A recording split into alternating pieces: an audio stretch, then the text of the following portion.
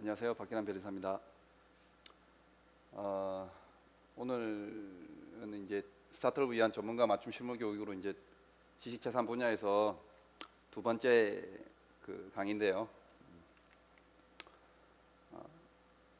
저번 시간에는 이제 창업 단계에 관한 얘기를 좀 했었고, 이번에는 이제 초중기, 그다음에 기업이 막 창업을 시작한 직후에 지식재산 분야에서 조금 알아야 될 내용들에 대해서 좀 얘기를 해보겠습니다. 상표권에 관해서 얘기를 조금 해볼 텐데요. 브랜드에 대한 독점권, 처음에 이제 창업을 하고 난 이후에는 지식자산권에도 여러 종류가 있습니다만은 상표권이 가장 중요하다고 볼 수 있어요. 왜냐하면 보통 요거는 이제 창업 초기 단계라고 이제 초중기라고 저희가 적어놓긴 했는데, 사실 창업 시작 단계에서 시작 전에 오히려 해두는 경우도 많고요. 근데 보통은 상표의 로고라든지 그 호칭, 그다음 브랜드 명칭 이런 것들이 조금 사업을 시작한 직후에 또 바뀌는 경우도 있고 하기 때문에 내용상 이제 초중기에 넣었습니다. 상표권 제도의 일반을 보시면은 일단은 여기 나와 있는 것처럼 상표라는 것은 어떤 자신의 상품을 어떤 상품의 출처를 타인과 구별하기 위한 것인데요. 그래서 기호, 문자, 도형 이들의 결합, 또 특이하게는 이제 뭐 소리 상표도 가능하고요. 색채 상표, 색채만으로 된 상표나 그다음에 이제 냄새 상표까지 최근에는 가능한 걸로 법이 개정이 돼서 그런 것들도 다 포함을 하고 있습니다. 상표권의 어떤 목적이라고 보시면은 두 가지로 나누어서 공익적인 부분, 사익적인 부분이 있는데, 공익적으로는 어떤 상품의 출처에 혼동을 방지해서 소유자들이 헷갈리지 않게, 예를 들면 삼성전자의 TV가 굉장히 품질이 좋은 걸로 나와 있는데 누가 삼성이라는 브랜드로 또 다른 TV 브랜드를 만들게 되면 사람들 헷갈리게 되잖아요. 소유자들이 헷갈리게 돼서 어떤 품질 오인이라든지 이런 그 문제점들을 예방하기 위한 목적이 있고, 사익적으로는 상표권자의 신용을 보호하기 위한 목적이 있습니다. 꾸준히 어떤 브랜드를 개발하고 꾸준히 제품 개발에 투자를 해서 그 제품, 이 A사라는 제품, A사라는 A 제품이 굉장히 좋다라고 이게 신용이 축적되었는데, 그걸 누군가가 쉽게 그냥 그 상품의 명칭, 상품의 어떤 상표를 따라한다고 해버리면 기존에 쌓아놨던 그 회사의 어떤 신용에 문제가 생기고, 또 뒤에는 신용의 그 후발업체는 신용이 편승해서 부당한 이익을 발생시키는 문제점이 있기 때문에 상표권은 이런 문제점들을 예방하기 위한 목적이 있고요.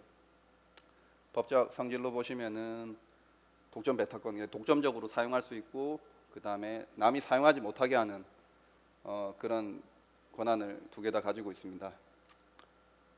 보호 범위로 따지면요, 이건 뒤에 조금 상세하게 얘기를 할 텐데, 일단은 그 상표 표장이라고 하는 표장 자체가 동일하거나 유사, 어떤 A라는 명칭, 삼성이라는 명칭이 있다 그러면은 호칭이 약간 유사하게 어떻게 될 수 있을까? 영어로 약간 스펠링 한두 개만 바꾼다든지 이런 것들은 이제 유사 범위로 잡을 수가 있고요. 상표는 이제 어떤 지정 상품을 정해야 되는데, 어떤 상품에 대한 출처 표시이기 때문에 지정 상품을 반드시 정해야 하거든요. 그 상품이 또 동일하거나 유사한 범위 내일 경우에만 상표권을 보호될 수 있는 범위가 이 두 가지로 제한이 된다고 할 수 있습니다.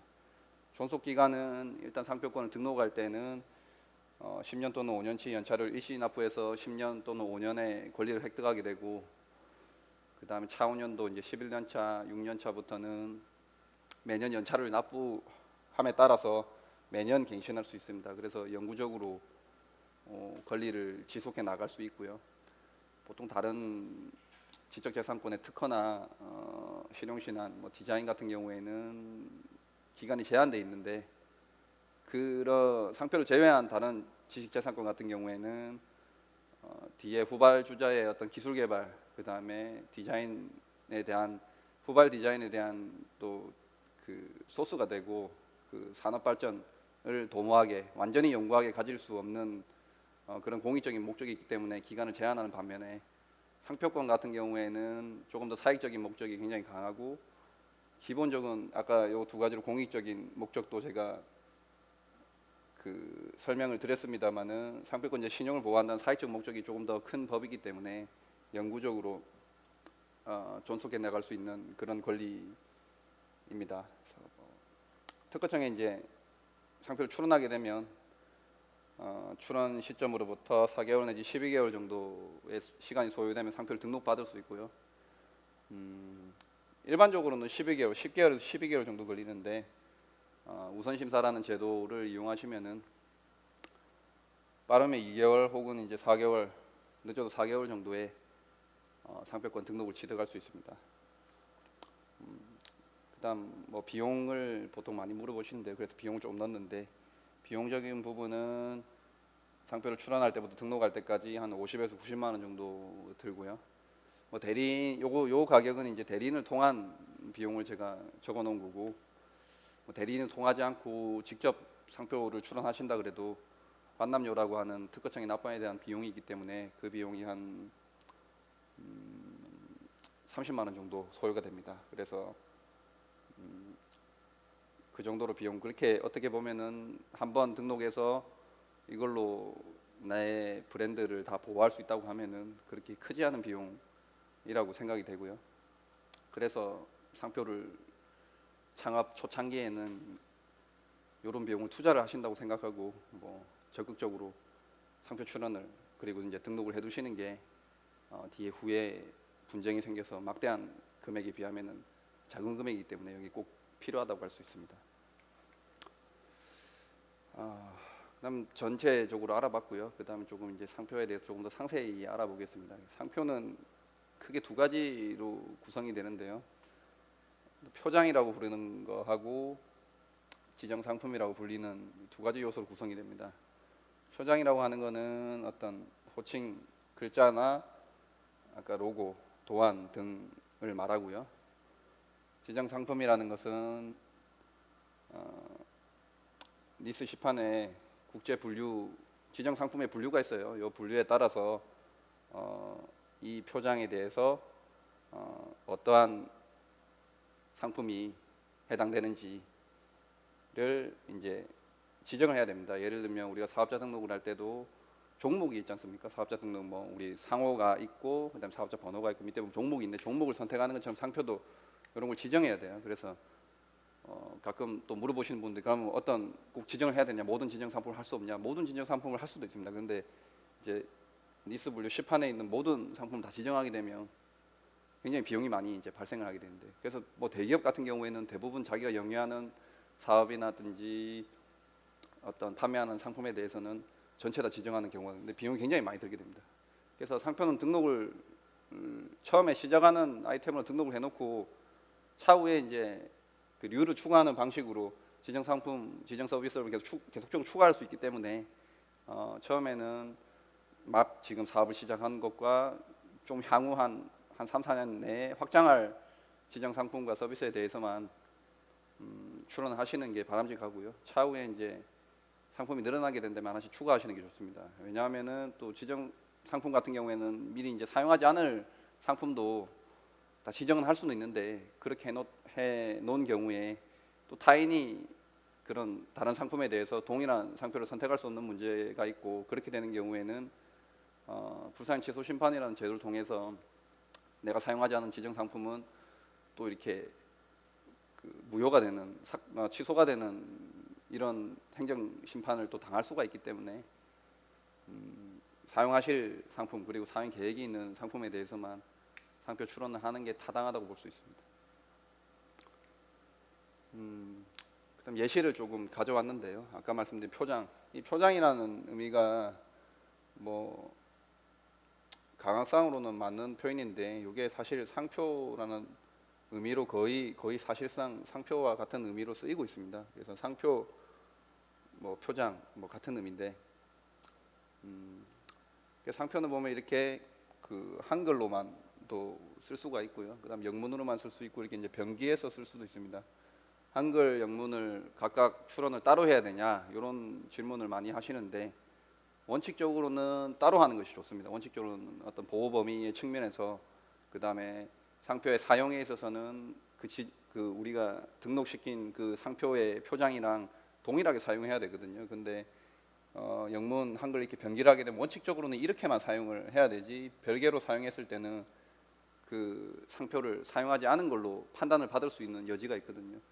물론 후에는 이제 판례가 이런 부분에 대해서 병기를 하더라도 뭐 하나만 사용한 것을 보겠다 이런 판례들이 축적이 돼 있습니다만은 가급적이면 별개로 출원해서 등록 받으시는 게 좋고 비용이 조금 부담되시는 경우에는 병기를 해도 크게 좀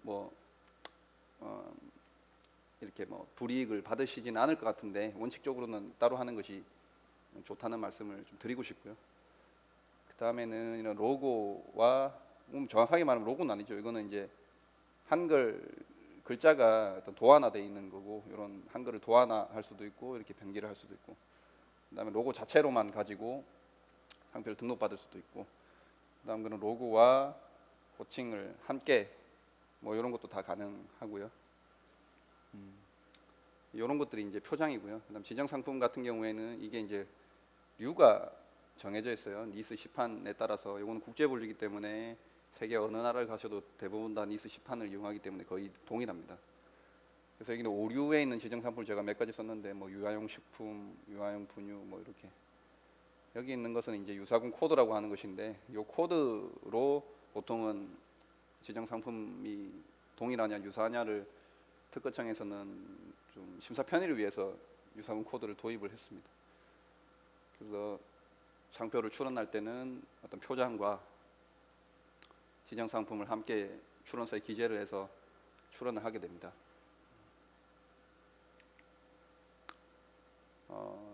상표 출원 공보를 좀 가져와 봤는데요. 상표 출원 공보라는 것은 상표를 출원하고 나서 이제 출원을 하게 되면은 방식 심사를 거쳐서 상표에 어떤 방식적인 하자가 있는지 여부를 심사관들이 판단하고 그게 판단이 해서 방식에 문제가 없다. 예를 들면 방식 심사라는 것은 이제 어떤 출원인의 이름, 주소, 주민번호 이런 거를 말하고요. 그럼 실체 심사를 하게 됐는데 실체 심사는 이제 상표를 무조건 다 등록시켜 주진 않아요. 상표 우리가 일반적으로 상호 그다음에 사업자 등록할 때는 어떤 이름을 쓰다도 아무 상관없이 다 상표 그 사업자 등록이 나오는데 반해서 상표는 어떤 아까 말했던 공익적인 목적이기 때문에 출원한다고 해서 다 등록시켜 주는 게 아닙니다.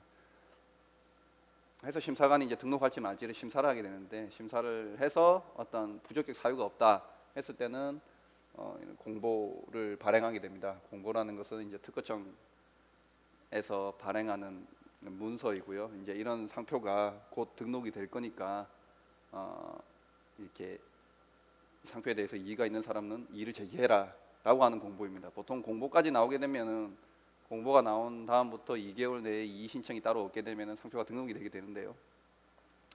그래서 공보는 이제 상표 등록과 사실 거의 직결되는 문서라고 보시면 되고, 그래서 심사관이 혹시나 부적격한 사유가 있음에도 불구하고 공보를 발행했다 그러면은 이해관계인들 이렇게 그 상표와 유사한 상표를 쓰려고 선택을 미리 하려고 했던 사람들이 공보를 보고 이의 신청을 이제 할 수 있게 하는 이제 상표 그 공고 제도가 있습니다. 그 공보 제도에 따라서 이런 공보가 나오게 되는 거고요. 그래서 공보를 좀 살펴보시면 공고 번호와 일자가 있게 되고, 그래서 이 일자를 보시면 곧 이제 11월 28일에 곧 등록이 되겠구나라는 걸 알 수가 있습니다. 분류는 이제 니스 분류에서 10판 나와 있고요. 그래서 12류가 나와 있습니다. 출원 번호가 기재되어 있고 출원 일자도 함께 기재되어 있고 출원인이 곧 권리자, 상표권자가 될 수 있는 사람의 이름이 표시가 되어 있고요. 주소, 그다음 대리인이 표시가 되어 있습니다. 대리인이 없는 경우에는 이 부분 빠지게 되겠죠. 그래서 아까 말씀드린 것처럼 지정 상품에 대해서 나와 있고요. 상표 견본, 아까 말했던 표장이 여기 나와 있습니다. 그래서 표장과 지정 상품으로 이렇게 구성되어 있다는 것을 알 수 있습니다.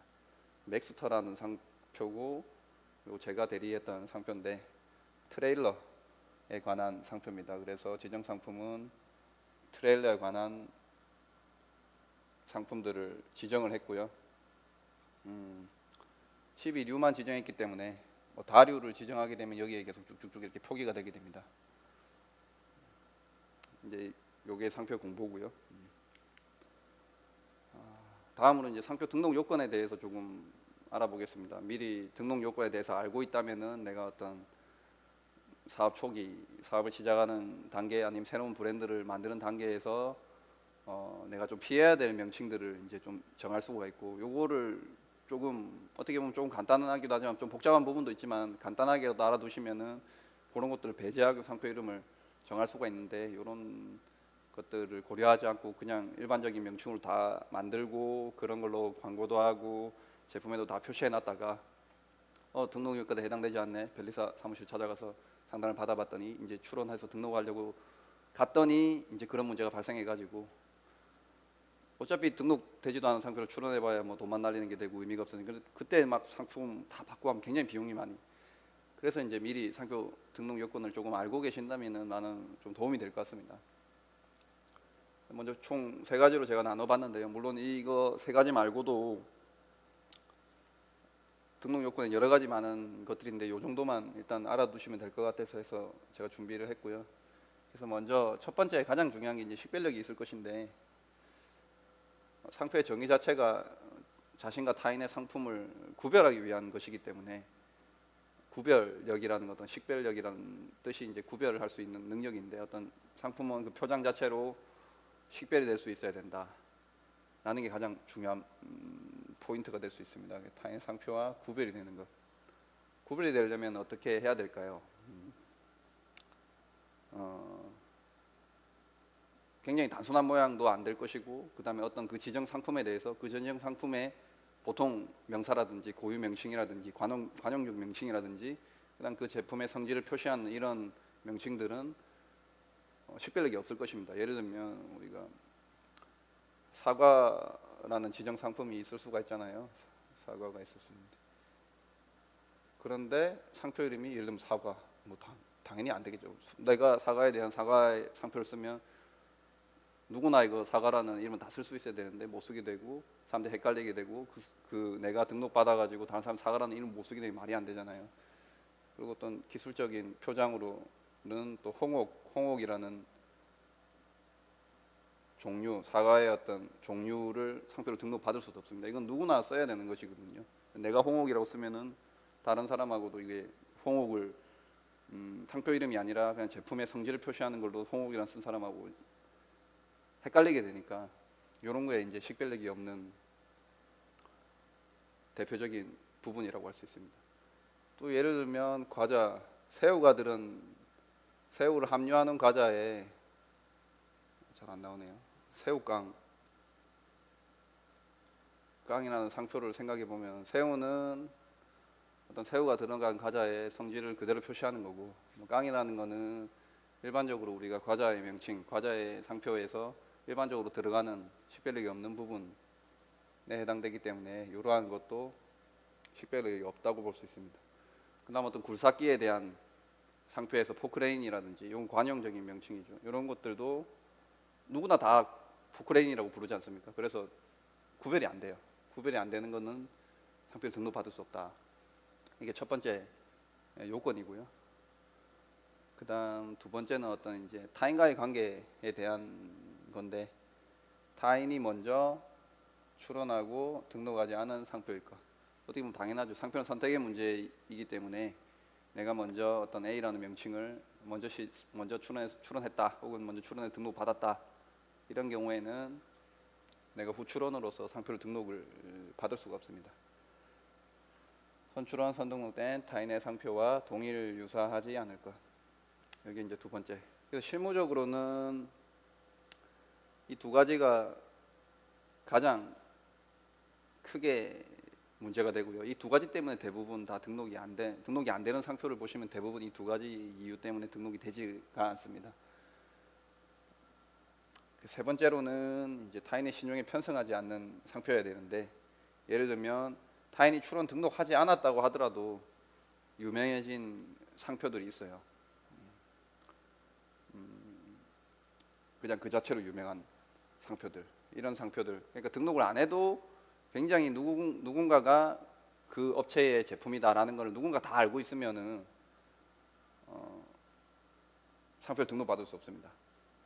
그 다음에 상표를 그렇게 많이 유명하지 않더라 하더라도 어떤 타인의 상표가 이미 다 쓰고 있는 걸 알면서 내가 그 신용에 편승하려는 부정한 목적을 가지고 상표 출원하는 경우에도 등록을 받을 수는 없어요.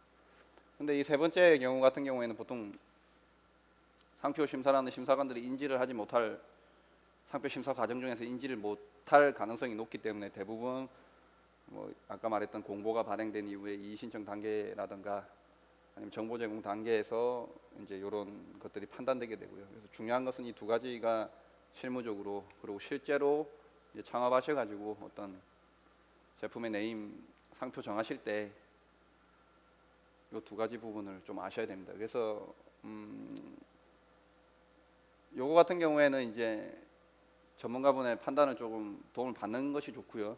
두 번째 같은 경우에는 이제 검색을 그때 1강 때 제가 말씀드린 이제 키프리스 사이트에서 검색하면은 금방 알 수 있는 부분이기 때문에 요런 거는 이제 체크를 한번 해두시고, 요런 부분은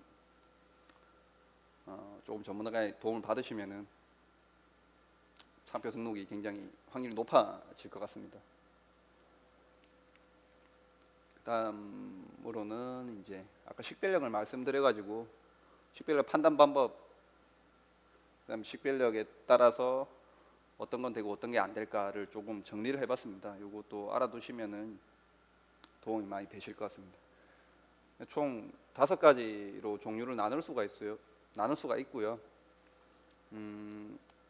지금 왼쪽에서부터 식별력이 없는 것부터 식별력이 강한 거. 그러니까 이쪽 강한 이쪽으로 올수록 상표가 식별력이 크다고 하는 것이니까 등록이 더 잘 되겠죠. 그래서 가장 먼저 상표의 식별력이 낮은 것으로서는 이제 우리가 흔히 이런 상표들을 보통 명칭, 관용 표장, 우리가 뭐 그 제품에 대한 보통 명사라고 생각을 하시면 되는데요. 호두과자에 대한 상표로 호두과자, 뭐 이거 당연한 것이고, 그다음에 어떤 약품에 대한 걸로 아스피린은 우리가 굉장히 유명한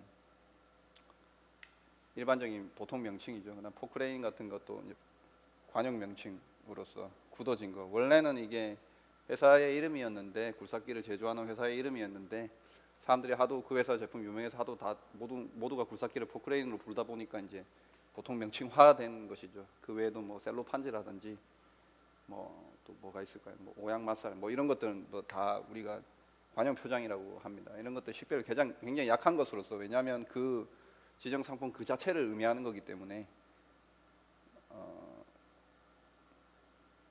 상표에서는 권한을 주지 않습니다. 그래서 등록이 되지가 않고요. 그래서 독점을 할 수 없게 됩니다.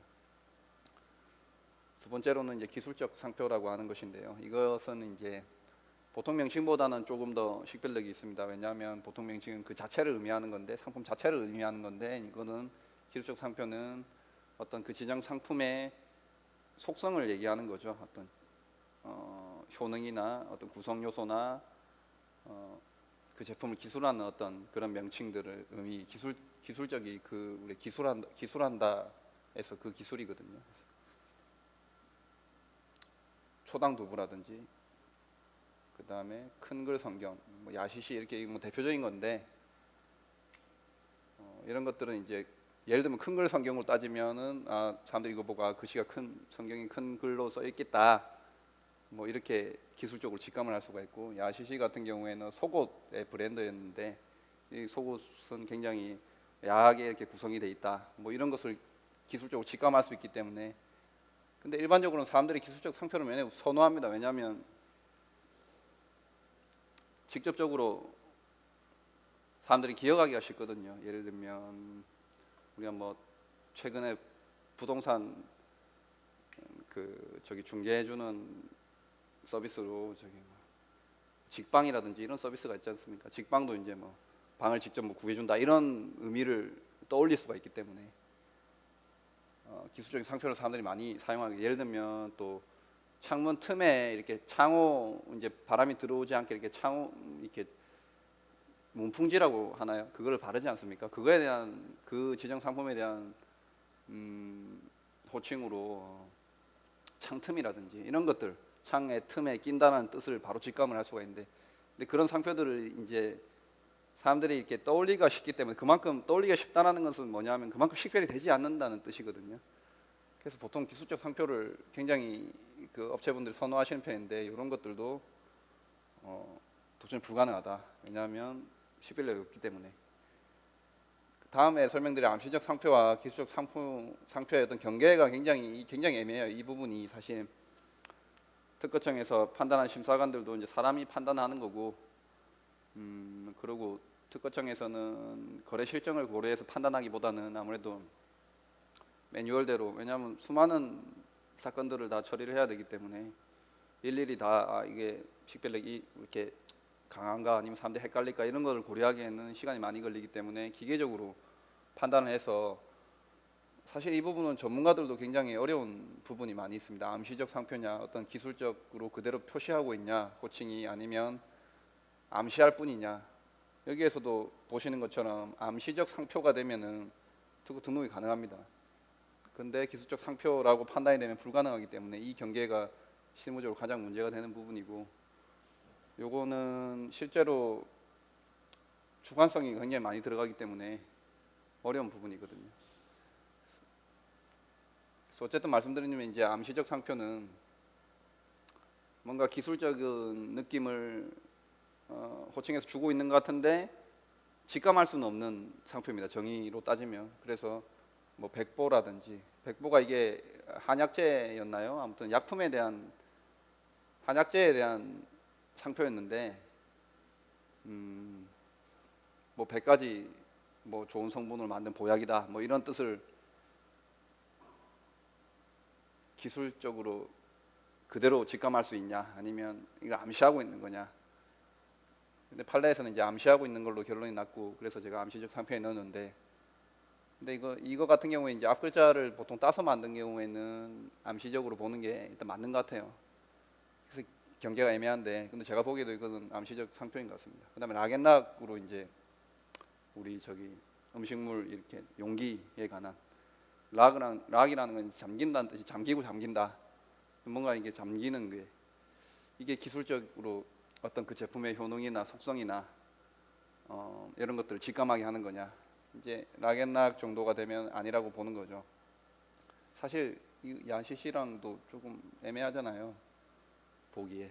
근데 경계가 애매합니다. 사실 이거는 판단을 받아봐야 되는 문제. 애초에 그래서 이 단계를 넘어서서 임의적 상표, 조어적 상표로 가는 게 안전하거든요. 안전하고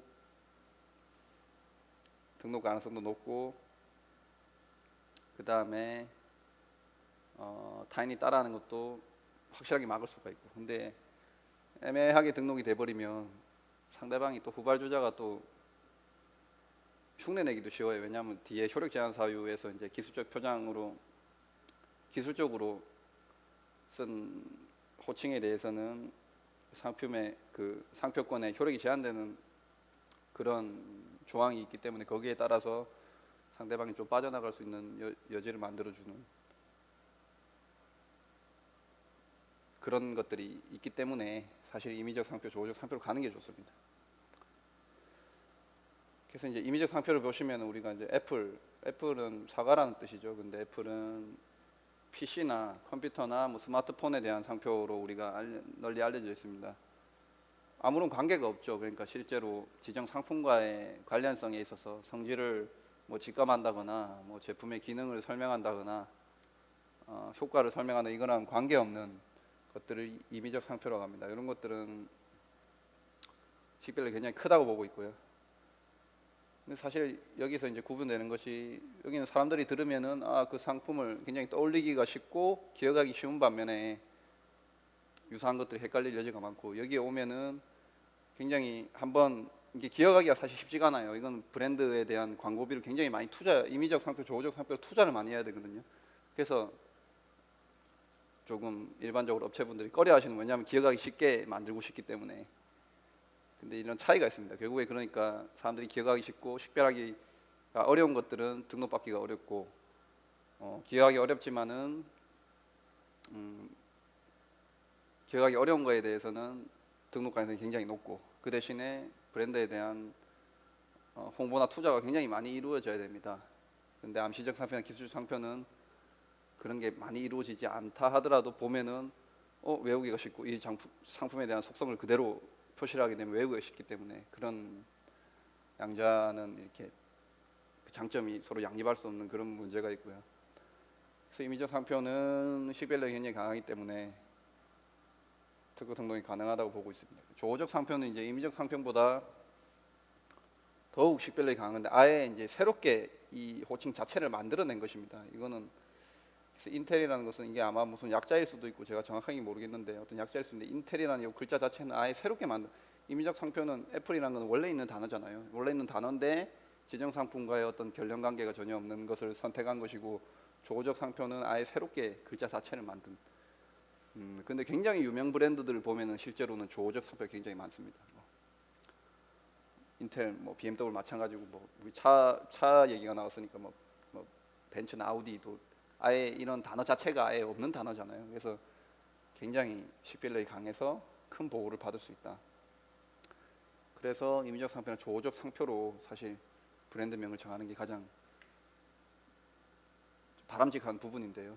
사람들이 이 부분에서 또 많이 선택을, 일반적으로 처음 시작하시는 분들은 기억하기가 쉬워야 되기 때문에 많이 선택하시는데, 임의적 조어적 상표가 좋다, 이걸 말씀드리고 싶습니다. 다음으로는 이제 상표의 동일 유사 판단 방법인데요. 아까 말씀드렸다시피 보호 범위, 그러니까 결국에 내 상표가 등록이 됐다 그러면 그 보호 범위 내에서만 보호를 받을 수 있기 때문에, 어떤 보호 범위를 결정하려면 상표가 동일 유사해야 되고 지정 상품이 동일 유사해야 됩니다. 그래서 두 가지로 나눠봤고요. 상표 동일 유사 판단 방법은, 일단은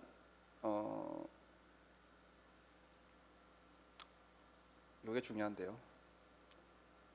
어떤 상표에서 보면 아까 로고도 있을 수 있고 글자도 있을 수 있잖아요. 근데 이 전체적으로 봤을 때 이걸 외관이라고 하는데, 이 외관이 얼마나 동일 유사하냐, 그 다음에 호칭, 요 글자로 읽히는 부분이 얼마나 비슷하게 읽히냐, 그 다음에 이 관념이라는 거는 이 글자에서 오는 관념도 될 수 있고 그림에서 오는 관념도 될 수 있습니다. 이 관념이 얼마나 동일 유사하냐, 이 세 가지 중에서 어느 한 가지라도 동일하거나 유사하면은 상표가 동일하거나 유사하다라고 판단하고 있습니다. 사실 이거보다도 가장 더 상위에 있는 중요한 개념은, 거래 통념상 그 업계의 수요자가 두 상표를 봤을 때 이거 비슷한데 헷갈리겠는데 라고 생각하는 것이 가장 중요합니다. 근데 이 부분은 특허청에서 심사할 때의 기준이고요. 사실은 이 부분이 가장 중요해요. 근데 이 중화성이 굉장히 많이 들어가기 때문에 특허청에는 일반적으로 외관, 호칭, 관념 이걸로 판단을 하게 됩니다. 상표의 동일 유사는 이렇게 판단을 하고요. 지정 상품의 동일 유사는 특허청에서는 심사 실무상 상품 명칭이 동일하면 당연히 당연히 동일하겠죠. 하지만은 실질적으로 봤을 때는 예를 들면 우리가 부동산 중개업이 있을 수 있는데, 또 부동산에 관계된 어떤 다른 업종, 유사한 업종들이 있을 수 있잖아요. 이거 굉장히 또 애매하고 주관적인 부분인데, 판례가 판시한 부분입니다. 상품의 구성, 형상, 용도 또는 거래 실정 전체적으로 고려해서 사회 통념상, 결국에는 그러니까 수요자들이 양 지정 상품을 보고 이 사업을 영위하는 사람은 이 사업도 같이 하는 게 당연하네. 예를 들면 삼성전자가 전자제품류에 대한 상표를 받았어요. 근데 누가 삼성전자라는 똑같은 상표로 예를 들면 떡볶이 판매업을 하고 있다. 근데 양 지정 상품은 누가 봐도 다른 거잖아요. 그렇게 되면 그냥 비유사인데, 전자제품 예를 들면 리모컨은 실제로 삼성전자 등록해놨겠지만, 예를 들면 등록이 안 돼 있다고 했을 때 TV에만 삼성전자라는 것을 등록했는데 누가 TV 리모컨을 만들면서 삼성전자라고 쓰면 당연히 TV를 만든 사람이 TV를 만드는 업자가 리모컨도 만들 여지가 많기 때문에 그럴 때는 지정 상품이 동일하다, 아니 유사하다 이렇게 판단할 수가 있는 겁니다. 그래서 이런 거는 요 지정 상품의 동일 유사 같은 경우에는 직접 이제 사업체를 영위하시면서 이런 사업도 이런 사업 보통 같이 많이 한다. 이런 제품군이 있잖아요. 그런 군들이 대충 비슷하다고 하면 대부분 다 유사 상품 범위라고 볼 수가 있습니다. 이렇게 판단하셔가지고 엔드 조건이죠. 상표 동일 유사, 엔드 지정 상품 동일 유사가 되면은 내 상표의 보호 범위 내에 있는 상표를 누가 쓰고 있다 이렇게 판단을 할 수가 있습니다. 그러면 이제 침해를 물을 수가 있고 손해배상도 청구할 수 있고 이제 이런 것들을 할 수가 있는 것이죠. 그래서 결국에는 이제 상표가 이제 두 가지로 표장과 지정 상품 두 가지로 구성되어 있잖아요. 그 두 가지가 거래 통념상 수요자에게 아이 비슷한 거네. 아이고 헷갈리겠는데 이게 가장 중요한 거죠. 결국에 제가 두 가지를 나눠놨지만 결국에 상표라는 게 원래 표장과 지정 상품 두 가지 나눠지니까 둘 다 유사하네. 헷갈려서 수요자가 혼동이 있을 수 있겠네. 출처에 혼동이 있을 수 있겠네. 누가 내 걸 따라 하려고 하는 건데 이거 당연히 유사해야 따라 하려는 의도가 있는 거기 때문에 좀 상식적인 어떻게 보면 얘기라고 할 수 있는데요. 이런 걸 통해서 상표의 동일 유사를 판단할 수가 있고 그렇게 판단하게 되면은 기존에 키플에서 찾으셔가지고 내가 A라는 이런 지정 상품에 A라는 표장을 쓰고 싶은데 누가 등록돼 있나 이런 유사 판단을 하셔가지고 이제 내가 후등록이면 등록 받을 수 없으니까 이런 것들을 조금 지정 상품을 바꿀 수 없겠죠. 그 상표 표장을 이제 바꾸는 작업을 한다든지 이제 이런 게 필요할 것 같습니다. 이제 세 번째로 이제 상표권 효력에 대한 내용인데 이제 등록이 출원해서 심사해서 공보가 나오고 이의 신청 아무도 안 해서 이제 등록이 됐다라고 했을 때 상표의 효력의 범위는 어디까지냐? 아까 뭐 보호 범위랑 비슷한 보호 범위 잠깐 말씀드렸는데 그 얘기랑 같은 얘기인데요. 먼저 시간적 범위로 보면 설정 등록이 있는 날로부터 10년에서 이후 1년씩 연장이 된다. 아까 말씀드렸던 내용입니다. 설정 등록이 돼야 그때부터 효력이 발생하고 여기가 출원 시점이 있는데 이게 등록 시점 있고 출원 시점 이때부터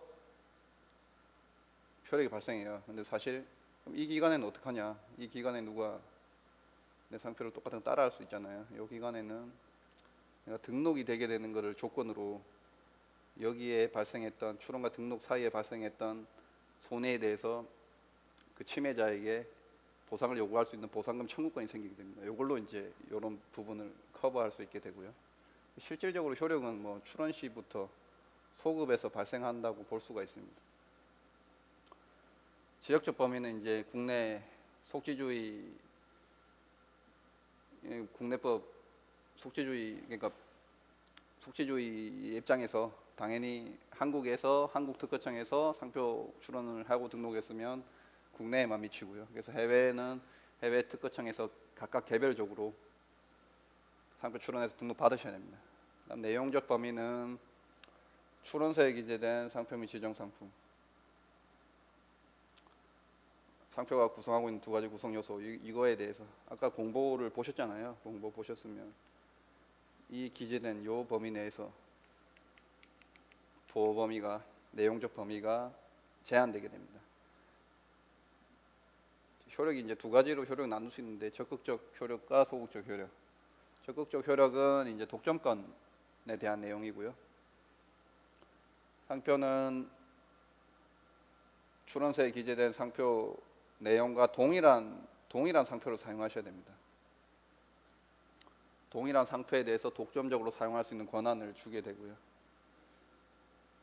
상표권도 재산권이기 때문에 수익 및 처분을 할 수 있습니다. 상표권을 명의를 변경해서 이전할 수도 있고 라이센스라고 하는 사용권을 설정을 할 수도 있습니다. 질권을 설정할 수 있고요. 우리가 소극적 효력은 이제 배제효입니다. 배제효. 아까 앞에 말씀드렸던 배타적 효력인데요. 사용 금지 권한은 남들이 내 상표를 사용하지 못하게 하는 거. 그런 권한인데 이거는 동일뿐만 아니라 유사 범위까지. 사용은 동일 범위, 사용 금지는 유사 범위까지. 이게 조금 차이가 있고요. 그러면은 동일 범위로 사용 안 하고 유사 범위로 사용하면 어떻게 되냐? 그러면 상표가 나중에 취소가 될 수가 있습니다. 상표법에는 이제 취소 심판 제도를 두고 있는데 동일하게 사용하지 않았을 경우에는 취소가 될 수 있습니다. 그래서 동일하게 내가 직접 제품에 부착할 그 표장 그대로 출원하시는 게 좋습니다. 아니면은 등록받기 위해서 상표를 막 변경을 했어요. 변경해서 등록받아 놓고 실제로 사용하는 거는 다르게 사용하면 취소가 될 수가 있습니다. 이거 주의를 하셔야 되고요. 그 다음에 아까도 앞선에 살펴봤지만은 선출원되거나 등록이 되면은 후출원되는 상표를 막을 수가 있잖아요. 그럼 등록 배제 효과는 이렇게 정리해 볼 수가 있습니다. 그다음 마지막으로 이제 상표권 침해에 대해서 얘기를 조금 해보겠는데요. 침해에 대한 조치. 여기 실무적으로는 굉장히 많이 물어보시는 부분이죠. 누가 내 상표를 침해하고 있는 것 같다. 아니면 혹은 내가 이런 걸 사용하고 있었는데 누군가로부터 경고장을 받았다. 어떻게 되냐? 이 부분에서 간략하게 조금 설명드리겠습니다. 일단 침해라는 것은 등록된 유효한 상표권에 대해서 권한이 없는 자가 등록 상표 및 지정 상품을 동일 유사 범위에서 업으로서 사용하는 행위. 이게 이제 침해의 정의가 되고요. 뭐 정당한 거는 대부분 보통 없는 부분이고 업으로서는 뭐 당연히 사용을 할 테고 등록된 거는 우리가 키플에서 공고에 찾아보면 나오는 거고 실제로 이 부분 판단이 이제 동일 유사 판단이 아까 설명드렸다시피 이 판단이 사실 주가 됩니다. 그래서 이 부분은 거래 실정에 따라서 수요자 입장에서 양상표를 봤을 때 혼동의 여지가 있느냐, 혼동의 여지가 있다면 침해라고 이제 보시면 되거든요. 그래서 이제 침해 시의 조치, 그러니까 이제 2번 같은 경우에는 내가 등록 상표권자인데 타인이 다른 사람이 침해를 했을 때 나는 어떻게 해야 되냐, 요거에 대해서 이제 간단하게 말씀드리겠습니다. 일단 먼저 경고장을 발송을 하게 됩니다. 물론 요 밑에 있는 절차부터 바로 할 수 있는데 경고장을 발송하는 것은 어떤 의미가 있냐면 우리가 손해배상 청구라든지 기타 민사적인 청구를 할 때는 상대방의 고의 가시를 요건으로 하게 됩니다. 고의 가시를 증명을 해야 되는데 그 경우에 경고장을 이제 내용 증명으로 발송하게 되면 그 시점부터 알았다. 고의라는 것은 이제 알았다는 상표를 침해를 하고 있음에도 불구하고 내가 팔았다. 그러니까 알고 있었다는 얘기가 되잖아요. 그것을 증명하기 위해서 경고장을 발송하는 것이거든요. 보통 대부분 이 단계에서 거의 끝날 확률이 높습니다. 상표의 동일 유사 같은 경우에는 일단 호칭 자체가 거의 같게 되면은 보호범위 내라고 봐야 되거든요. 사람들이 누구나 좀 상식적으로 알 수 있는 부분이지 않습니까? 그 내용을 정리해서 경고장 니네가 인터넷 홈페이지에서 이렇게 팔았고 그런 사진 내용을 캡처해가지고 우리는 이런 상표권이 있다. 우리 표장 보면은 니네가 인터넷에 일 쓴 거랑 이게 같지 않냐. 그러니까 앞으로 쓰지 말고 이렇게 뭐 폐기하고 아니면은 우리랑 이렇게 라이센스를 맺자. 이런 내용을 보내게 되면 보통 2단계에서 상표 침해 여부가 거의 가려지기 때문에 2단계에서 거의 명백하게 끝나게 됩니다. 그랬는데 경고장을 보냈음에도 불구하고 뭐 아무 대답이 없거나 아니면 답변서가 왔는데 우리가 다른 것 같다. 상표 침해 아닌 것 같다. 무슨 소리냐. 그랬을 경우에 이제 후속 조치를 취해야 되는데요.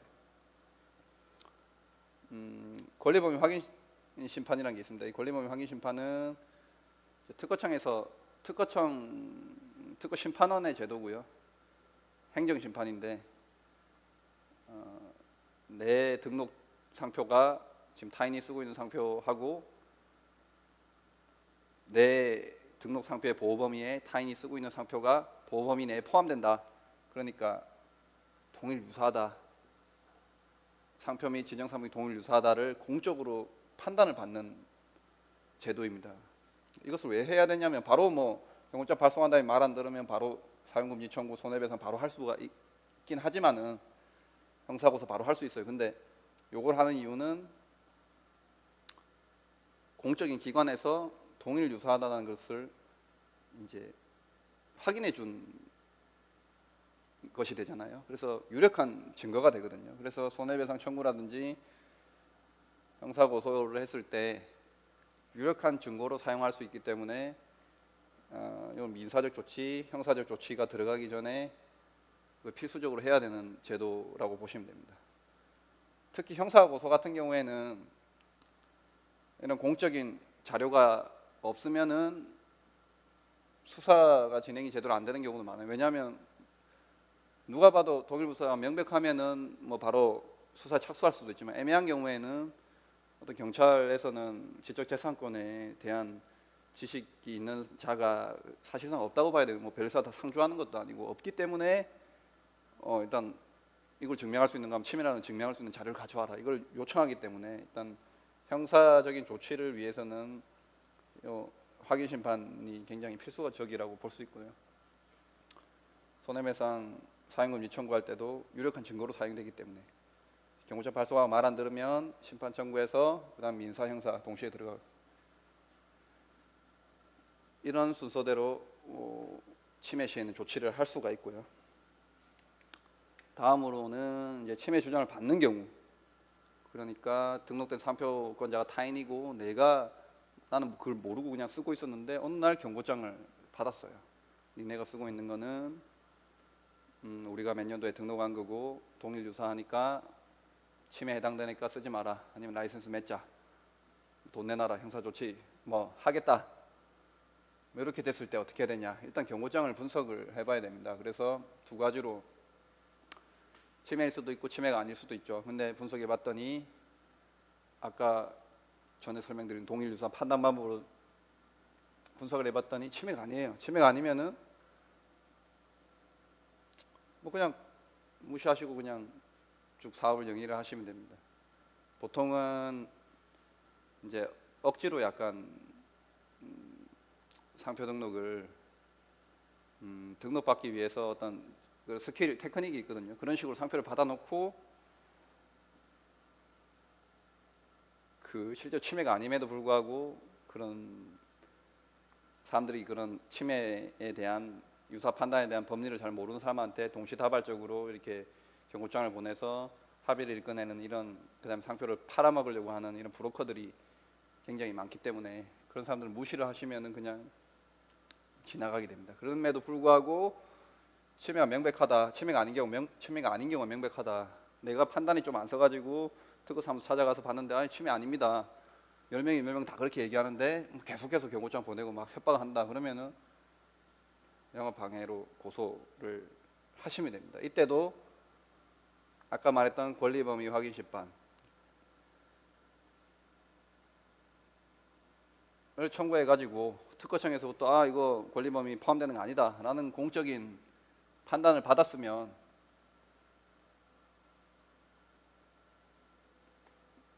이제 수사기관에서 그런 자료를 바탕으로 이제 수사에 착수를 하게 될 거고요. 그 다음에 경고장을 분석해 봤는데 침해에 일단 해당해요. 침해에 해당하는데 권리에 하자가 존재한다.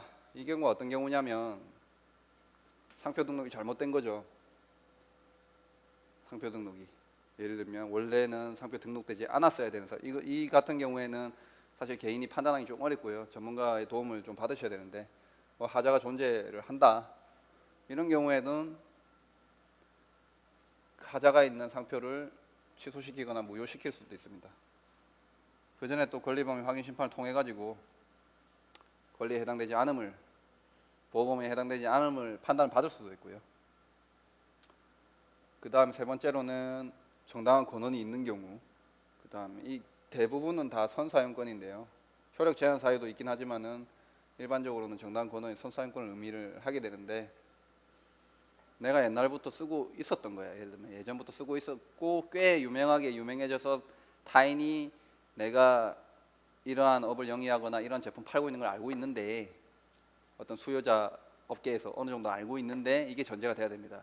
알고는 있는데 후발주자가 그걸 알고 상표 등록을 출원해서 등록을 받았으면, 먼저 상표를 선택하고 신용을 어느 정도 축적한 사람에 대해서는 그 상표를 계속, 물론 상표는 선택의 문제고 선출은 주의이기 때문에 먼저 출원하고 등록받은 사람이 권리를 가지긴 하지만은, 먼저 신용을 쌓아놨던 사람의 보호도 어느 정도 인정해줘야 되기 때문에 선사용권을 부여를 하고 있거든요. 그래서 먼저 내가 사용했다 하면 선사권을 검토를 해서 선사권이 해당될 것 같다라는 판단을 받으셨으면, 요거를 주장해서 경고장에 대한 답변서에 이걸 주장해가지고 상표 침해가 아니다라는 걸 주장해서 분쟁에서 벗어나는 방법. 효력 제한 사유는 상표가 원래는 기술적인 표장, 아까 말씀드렸다시피 기술적인 표장은 상표 등록을 받을 수가 없는데, 뭐 특허청에서 실수로, 사람이 하는 일이다 보니까 실수로 등록했을 수도 있고 기타 다른 이런 사유로 그 명칭에 대해서는 주장을 할 수가 없는, 효력이 제한되는 사유가 있습니다. 이거 뭐 설명드리자면 좀 복잡한데, 어쨌든 그런 효력 제한 사유에 해당된다면은 이 사유를 적극적으로 주장해가지고 경고장에 대한 답변 주장해서 분쟁을 벗어나는 방법이 있고요. 그래서 대부분 이런 경우 좀 특수한 경우라고 보셔야 되고, 침해가 맞다 그러면은 상표권을 다 내려야 됩니다. 상표 다 폐기해야 되니까. 사실상 상표는 동일유사 판단이 애매한 경우도 많긴 하지만은 명백한 경우가 굉장히 많고, 그런 경우에는 분쟁에 휘말리게 되면 피해가 굉장히 막대하기 때문에, 상표를, 브랜드를 처음에 개발하시고 그 다음에 어떤 제품에 상표 등록을 하지 않더라도 사용하시기 전에도 미리 선등록된 상표가 있느냐 이런 거에 대한 검색, 그리고 아까 말씀드렸다시피 동일유사 판단에 따라서 보호 범위에 내가 쓰고 있는 상표가 문제가 될 것이냐, 아니면 내가 출원할 상표가 등록될 것이냐 판단하셔가지고 내가 사용하는 상표 그대로 등록을 받으시고 등록된 상표 그대로 사용하신다면은 분쟁에 휘말릴 일도 없겠죠. 그래서 이런 부분 좀 알아두시면 좋을 것 같고요.